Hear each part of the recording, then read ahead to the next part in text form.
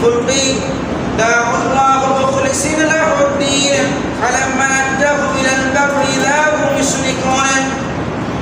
যারা যখন নৌকায় ভ্রমণ করে, এমন কিছু লোক আছে যখন নদী ভ্রমণ করে, নদীতে যেতে যেতে এদের তাফসীরে আসছে তারা খাঁটি মানে যখন ওই নদীর মাঝখানে যদি প্রবাল ধরে ঝড় বৃষ্টি ঝড় হয়, সাইক্লোন শুরু হয়ে যায়, তখন হিন্দুকে মুসলমানকে বৌদ্ধ কে খ্রিস্টানকে সাঁওতাল দেখার সময় নাই।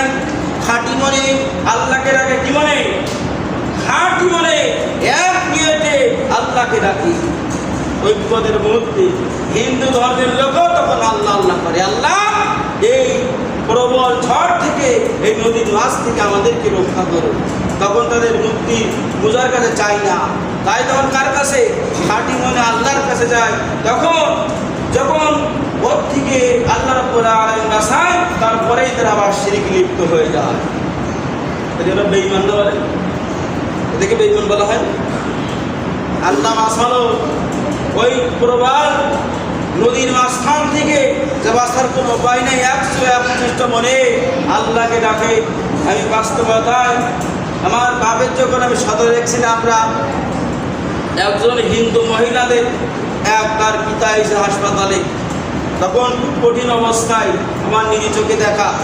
তখন ওই মহিলার পিতা যখন ছটফট করছে, তখন ওদের যে গীতা পাঠ করে বলছে, তখন ওই হিন্দু মহিলারা মা বস ওই পাঠ করলে আবার কাজ হবে না, আল্লাহটা আল্লাহটা হাসপাতালে আছে, এখন আর ওইসব করলে কাজ নেই, আল্লাহটা আমার কানে। এবং আল্লাহর কাছে মা সন্তানের জন্য তুই শাড়ি আসল দিয়ে আল্লাহর কাছে দোয়া পাচ্ছি, ওই হাসপাতালের মধ্যে আসল দিয়ে আল্লাহর কাছে সাহায্য, আল্লাহ আমার সন্তানকে ভালো করে দাও। তখন ওদের মূর্তির কথা বলি নেই। সাপ কখন সুদায় জানেন তো? সাপ মরলে সুদায় না, মরার আগে কি সুদা হয়? সুদা হয়। আমরা মুসলমান মরার আগ পর্যন্ত সুদা হবো না, মরি গেলেই তো সুদা হবো না।